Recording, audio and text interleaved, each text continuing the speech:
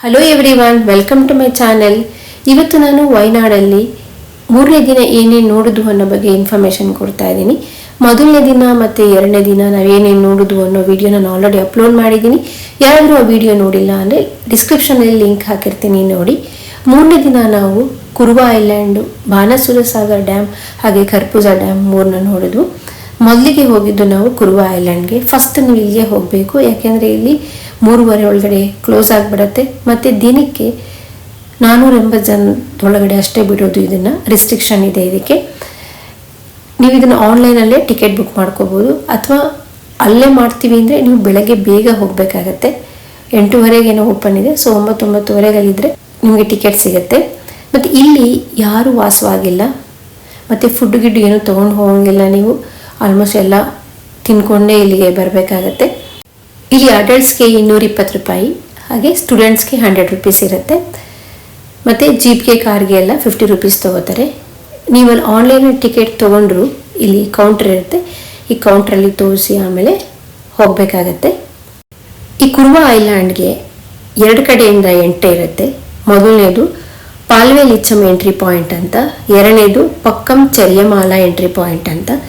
ನೀವು ಎಲ್ಲಿ ಉಳ್ಕೊಂಡಿರ್ತೀರ ಹೋಟ್ಲುಗಳಲ್ಲಿ, ನಿಮಗೆ ಯಾವ ಪಾಯಿಂಟ್ ಹತ್ರ ಇದೆ ನೋಡಿಕೊಂಡು ಅಲ್ಲಿ ನೀವು ಆನ್ಲೈನಲ್ಲಿ ಟಿಕೆಟ್ ತೊಗೋಬೋದು. ಆ ಎಂಟ್ರಿ ಪಾಯಿಂಟಿಂದ ನೀವು ಬರ್ಬೋದು. ಇಲ್ಲಿ ಒಂದು ಸ್ವಲ್ಪ ಅಂಗಡಿಗಳಿದೆ, ನಿಮಗೆ 1-2-3 ಅಂಗಡಿಗಳಿದೆ. ಮತ್ತು ನೀವು ತೆಪ್ಪದಲ್ಲಿ ಒಳಗಡೆ ಹೋದ್ಮೇಲೆ ಅಲ್ಲಿ ಅಂಗಡಿಗಳು ಸಿಗಲ್ಲ. ಇಲ್ಲೇನಾದರೂ ತಿನ್ನೋದಿದ್ರೆ ಅಥವಾ ಜ್ಯೂಸ್ ಕುಡಿಯೋದಿದ್ರೆ ಇಲ್ಲಿ ಕುಡಿಬಹುದು. ಮತ್ತು ಇಲ್ಲಿ ಜೇನುತುಪ್ಪ ಎಲ್ಲ ಮಾರ್ತಾ ಇರ್ತಾರೆ. ಜೇನುತುಪ್ಪ ಎಲ್ಲ ಕಮ್ಮಿ ಇರುತ್ತೆ, ನೀವು ತಗೋಬಹುದು. ಇಲ್ಲಿ ವಿಶೇಷ ಏನಪ್ಪ ಅಂದರೆ ಬಿದಿರಿನಿಂದ ತೆಪ್ಪ ಮಾಡಿರ್ತಾರೆ. ಈ ತೆಪ್ಪದಲ್ಲಿ ಎಲ್ಲರನ್ನ ಕೂರಿಸ್ಕೊಂಡು ಕಬಿನಿ ನದಿನಲ್ಲಿ ಸ್ವಲ್ಪ ದೂರ ಕರ್ಕೊಂಡು ಹೋಗಿ ಬಿಡ್ತಾರೆ. ಅಲ್ಲಿಂದ ಸ್ವಲ್ಪ ದೂರ ನಡ್ಕೊಂಡು ಹೋಗ್ಬೇಕಾಗತ್ತೆ. ಅದು ನೋಡೋದಕ್ಕೆ ಸ್ವಲ್ಪ ಕಾಡು ಥರನೇ ಇದೆ, ಕಾಡೊಳಗಡೆನೆ ಹೋಗೋ ಥರ ಅನಿಸುತ್ತೆ ನಿಮಗೆ. ಪಕ್ಷಿಗಳೆಲ್ಲ ಸೌಂಡ್ ಇರುತ್ತೆ, ತುಂಬ ಚೆನ್ನಾಗಿರುತ್ತೆ. ಅಲ್ಲೇ ನೀವು ಸ್ವಲ್ಪ ಹೊತ್ತು ಟೈಮ್ ಸ್ಪೆಂಡ್ ಮಾಡ್ಬೋದು. ತಿರುಗಿ ವಾಪಸ್ ಅದು ಮುಗಿಸ್ಕೊಂಡು ತೆಪ್ಪದಲ್ಲೇ ಈ ಕಡೆ ಬಿಡ್ತಾರೆ ನಮ್ಮನ್ನು. ನಾವು ಹೋಗಿದ್ದು ಮೇ ಎಂಡಲ್ಲಿ ಆಗಿದ್ದರಿಂದ ನೀರು ಅಷ್ಟು ಇರಲಿಲ್ಲ ಐಲ್ಯಾಂಡಲ್ಲಿ.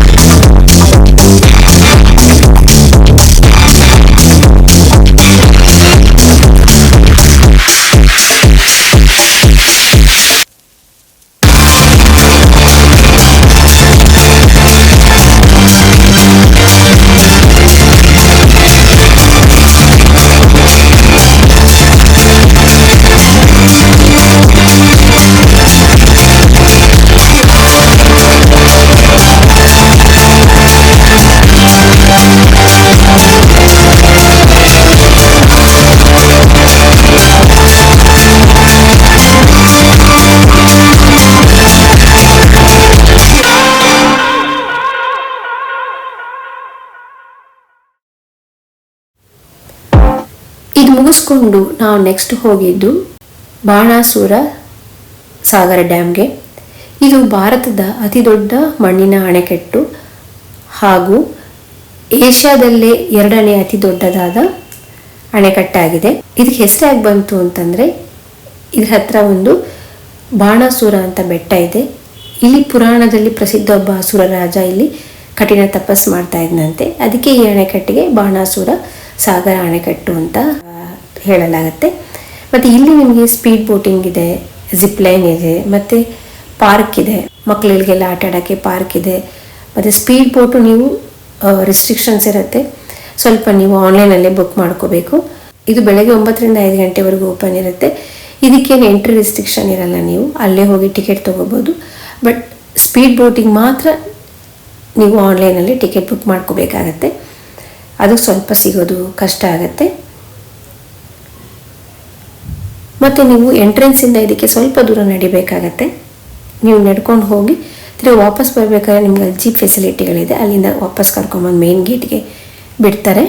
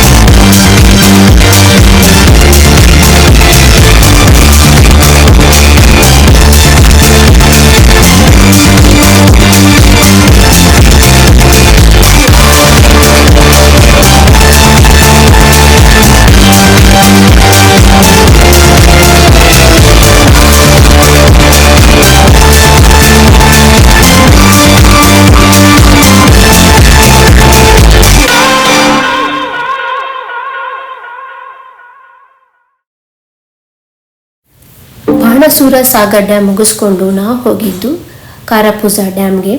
ಇದು ಅಷ್ಟೇ ಏಷ್ಯಾದ ಅತಿ ದೊಡ್ಡ ಮಣ್ಣಿನ ಅಣೆಕಟ್ಟು. ಇದನ್ನು ಕಬಿನಿ ನದಿಯ ಪ್ರಮುಖ ಉಪನದಿಗಳಲ್ಲಾದ ಕಾರಾಪುಲಾ ನದಿಗೆ ಅಡ್ಡಲಾಗಿ ಈ ಅಣೆಕಟ್ಟನ್ನ ಕಟ್ಟಿದ್ದಾರೆ. ಈಗ ಇದನ್ನು ಅಡ್ವೆಂಚರ್ ಪಾರ್ಕ್ ಆಗಿ ಮಾಡಿದ್ದಾರೆ. ಇಲ್ಲಿ ಮ್ಯಾನ್ ಮೇಡ್ ವಾಟರ್ಫಾಲ್ ಇದೆ, ಹಾಗೆ ಕೇರಳದಲ್ಲಿ ಅತಿ ಉದ್ದವಾದ ಜಿಪ್ ಲೈನ್ ಇದೆ, ಮತ್ತು ಮಕ್ಕಳಿಗೆ ಪಾರ್ಕ್ ಇದೆ, ಗಾರ್ಡನ್ ಇದೆ. ಸೊ ನೀವು ಮಕ್ಕಳ ಜೊತೆ ಆರಾಮಾಗಿ ಟೈಮ್ ಸ್ಪೆಂಡ್ ಮಾಡ್ಬೋದು. ಸಣ್ಣದಾಗಿ ಒಂದು ಬೋಟಿಂಗ್ ಸಹ ಮಾಡಿದ್ದಾರೆ. ಮತ್ತು ಇದಕ್ಕೆ ರಿಸ್ಟ್ರಿಕ್ಷನ್ ಇರಲ್ಲ.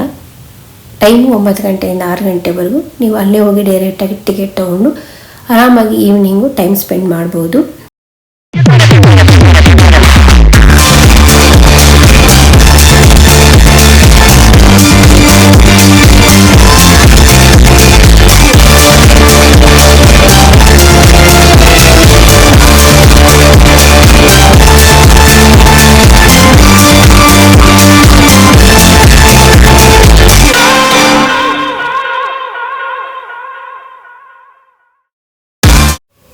ಇಲ್ಲಿಗೆ ನಾನು ಈ ವಿಡಿಯೋನ ಮುಗಿಸ್ತಾ ಇದ್ದೀನಿ. ನಾವು ವಯನಾಡಲ್ಲಿ ಯಾವ ಪ್ಲೇಸ್ ನೋಡಿದ್ವು ಅನ್ನೋದನ್ನು ನಾನು 4 ಭಾಗಗಳಾಗಿ ವಿಂಗಡಿಸಿ ಅಷ್ಟನ್ನು ಅಪ್ಲೋಡ್ ಮಾಡಿದ್ದೀನಿ.